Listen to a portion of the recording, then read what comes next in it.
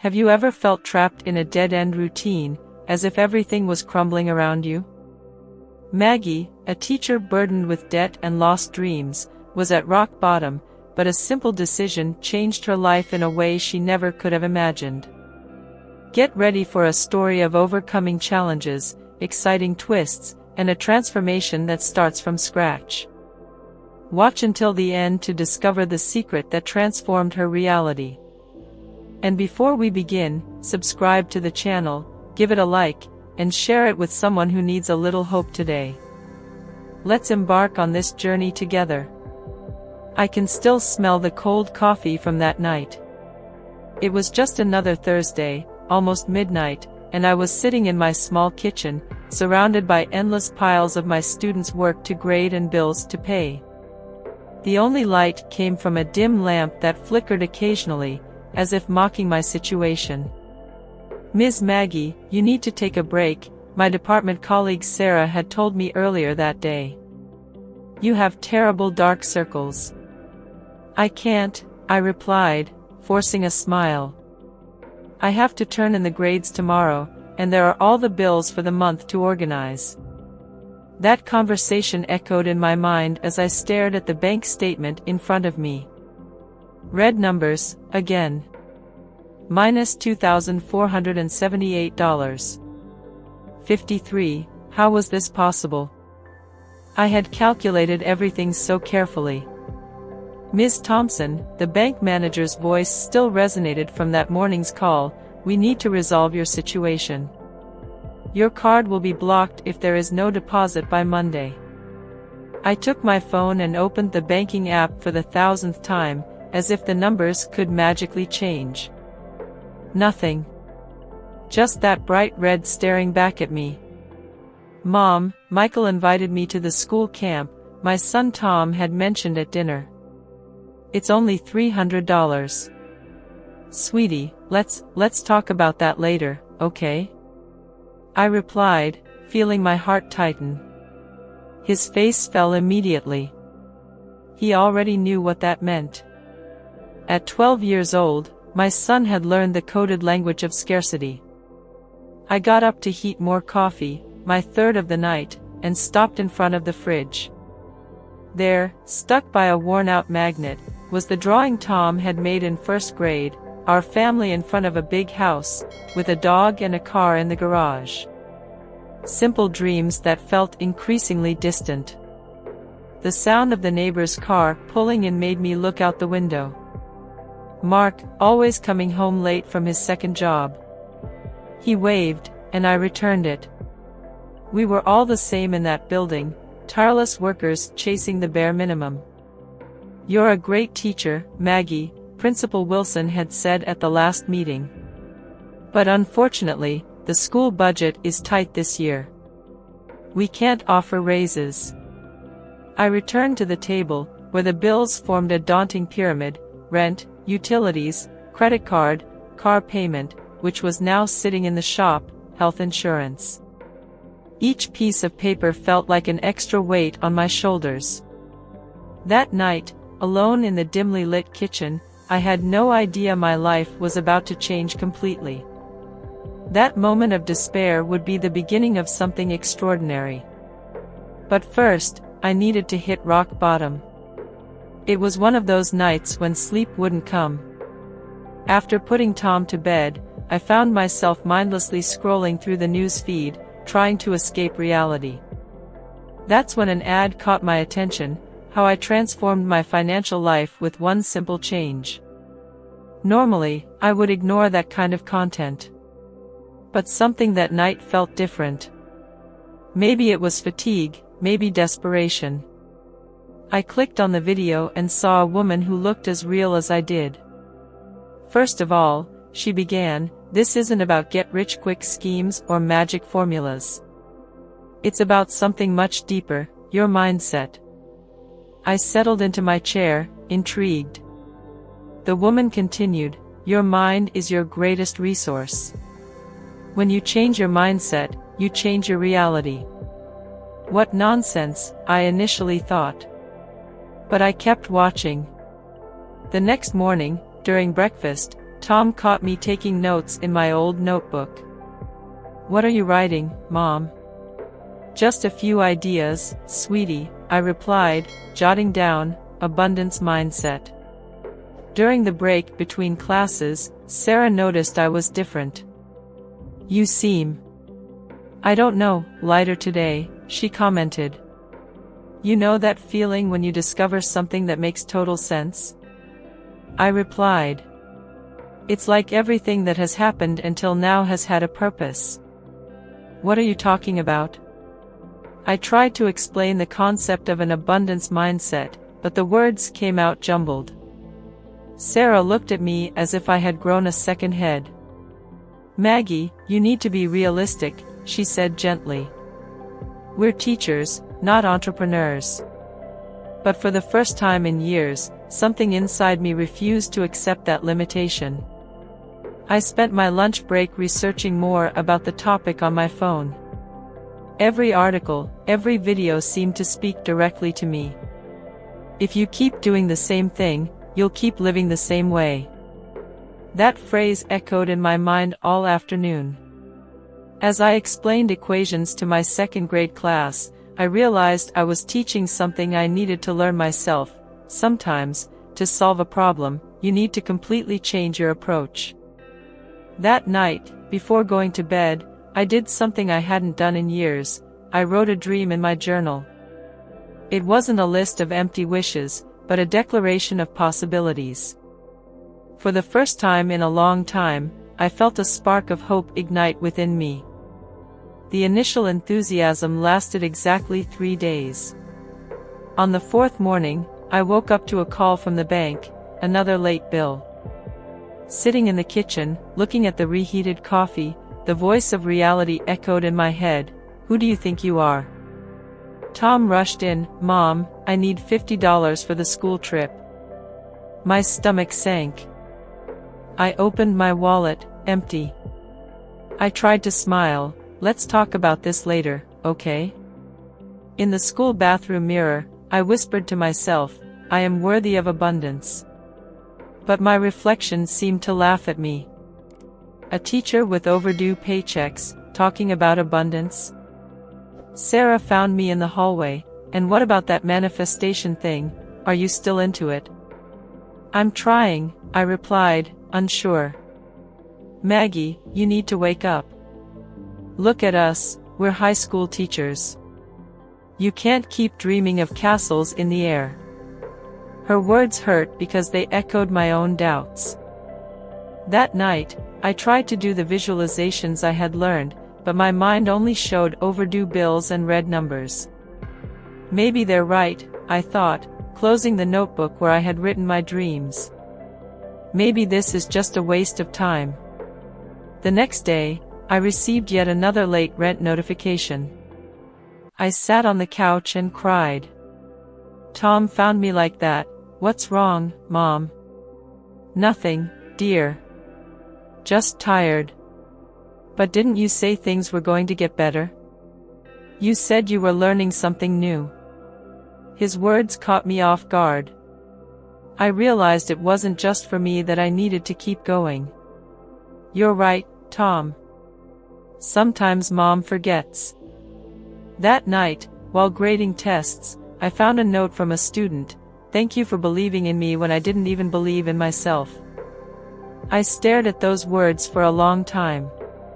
It was ironic, I could see potential in my students, but not in myself. The voice of doubt was still there, but now I was starting to recognize that it wasn't the only possible truth. Okay, I thought, maybe I don't know how this is going to work. But what if it really is possible? I was rummaging through a box of used books when my fingers brushed against a dusty cover. "The Power of Daily Gratitude," I read aloud. $2.50. It was almost all the money I had in my wallet. "That book changed my life," a voice said behind me. I turned around and saw a gray-haired lady, Mary, the store owner.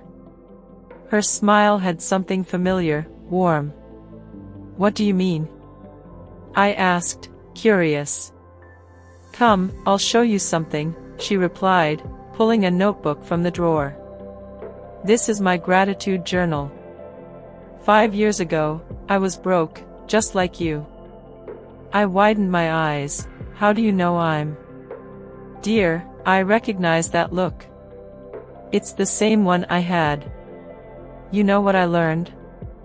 Gratitude is more than words, it's a daily practice. Mary opened her journal. Every day, before the sun rises, I write down 3 things: something I have, something I want, and a thank you in advance for something that is coming. But how can you thank for something that hasn't happened yet? She smiled. That's where the magic is. When you thank in advance, you're telling the universe that you trust it. I went home with the book and a new notebook. The next morning, I woke up earlier. Tom was still asleep. I sat at the kitchen table, took a deep breath, and began, I thank you for the hot coffee this morning. I thank you for the opportunity to teach. I thank you in advance for the abundance that is coming. At first, the words felt empty. But Mary had warned me, don't wait to feel gratitude to start. Start, and the feeling will come. I established a ritual, 15 minutes every morning. Sometimes, Tom would find me writing. What are you writing so much, Mom? I'm making a magic list, I'd reply, smiling. Can I do it too? Soon, we had 2 notebooks on the kitchen table. Mornings took on a new meaning. They were no longer just the start of another hard day, they were an opportunity to rewrite our story. Mary became more than a mentor, it was as if the universe had sent me an angel disguised as a used bookseller. Every week, I went back to the store, not just for the books, but for the wisdom she shared over a cup of tea. After a month of practicing gratitude, something strange began to happen. In the teacher's lounge, Lisa approached me, Maggie, I have some students who need private math lessons. I thought of you. My first impulse was to decline, I was already overwhelmed. But Mary's voice echoed, when opportunity knocks, open the door. How many students? I asked. 3, initially. $40 an hour each. I did the math quickly, that would be an extra $480 a month. Exactly the amount of my overdue credit card. At home, I reorganized my routine. Tom helped me turn our dining table into a study area in the afternoon. Look, Mom, we can use colorful post-its for the formulas. The private lessons started, and surprisingly, I didn't feel more tired. It was as if gratitude had given me new energy. One day, after class, one of the moms commented, "You have a special gift for teaching. Have you thought about teaching at the private school where my son studies?" Me? But they're looking for teachers for next semester. I'll recommend you. That night, I wrote in my journal, I thank you for the courage to say yes to opportunities. The first truly remarkable moment was when I opened my bank statement. For the first time in 3 years, I managed to pay more than the minimum on my credit card. Mom, are you crying? Tom asked, finding me in the kitchen. These are tears of joy, dear. You know that debt that worried me so much? I managed to pay a significant part of it. Because of your magic notebook? I smiled. Because of many things. The notebook, the extra lessons, and mainly for not giving up. At the bookstore, I shared the news with Mary. See? She smiled. These aren't coincidences. It's the universe responding to your new frequency. But they are such small things. Small? Maggie, you are building a new reality, brick by brick. There is no instant transformation, there is daily commitment. Looking back, I realized that those first changes were like drops of water filling a bucket. Alone, They seemed insignificant, but together they were creating something bigger. Each small victory fed my faith in the process, and each new yes opened doors I didn't even know existed. It was an ordinary Tuesday when I received the call from the coordinator of the private school. "Maggie, we loved your proposal for the creative writing program for teachers. We want to implement it across the entire school network." My heart raced. Across the entire network? Yes, there are 12 schools. And we want you to lead the project. I sat in the nearest chair, trembling. The initial contract would be $50,000 to develop the complete program. Can you deliver in 3 months? At that moment, I heard Mary's voice. When the universe presents an opportunity, it also provides the resources. Yes, I can, I replied, surprising myself with my certainty. That night, Tom found me organizing materials in the room. "Mom, you're different." "What do you mean, dear?" "Your eyes, they're shining." I hugged my son, realizing he was right. Something had fundamentally changed inside me. The following weeks were intense. I recorded videos after classes, wrote material on weekends. Tom became my technical assistant. "Mom, you need to speak closer to the microphone. And smile more." On the eve of the launch, fear tried to paralyze me. I called Mary. What if no one likes it? What if I fail? "Maggie, remember what we wrote in your journal? You've already thanked for this success months ago. Now it's just about receiving." The program was an instant success.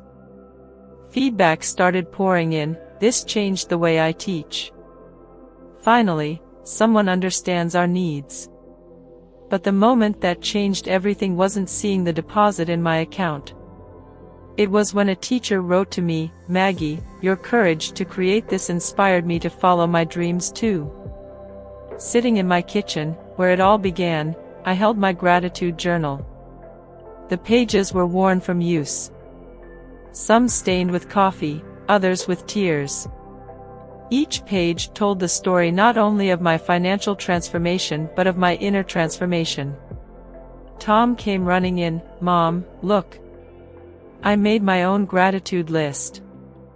As he read his childlike list, "I'm thankful for my mom being happy now," I realized that true manifestation wasn't in the numbers in the bank account but in the person I had become.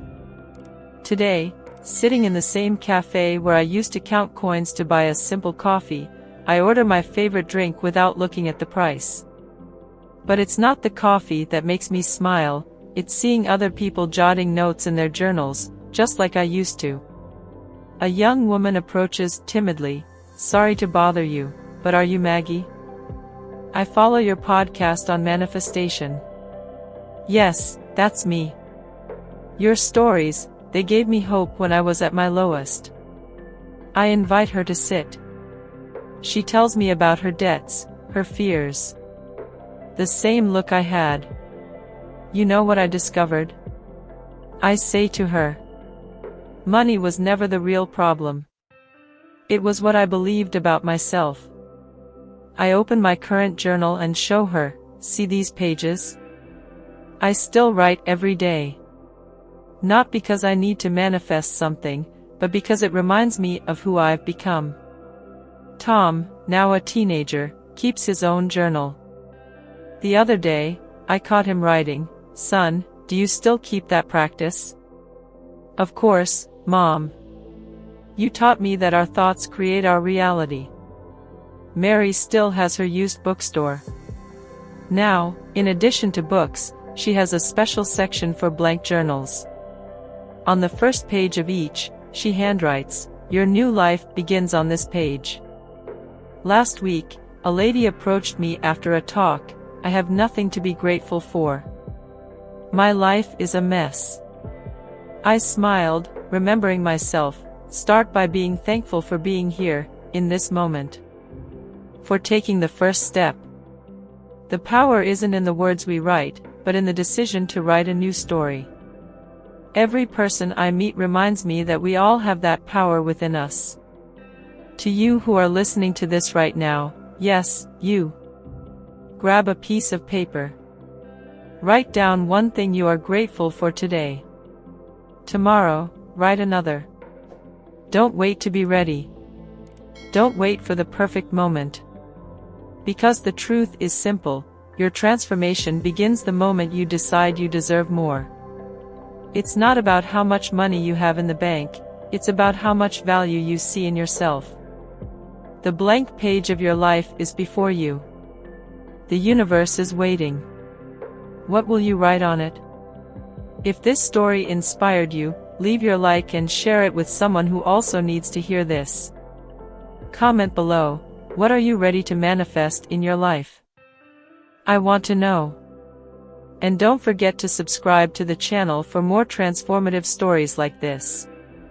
Hit the bell to not miss any content that could be the next step in your journey. Remember, your transformation starts with a decision. Shall we rewrite our story together? Until the next video.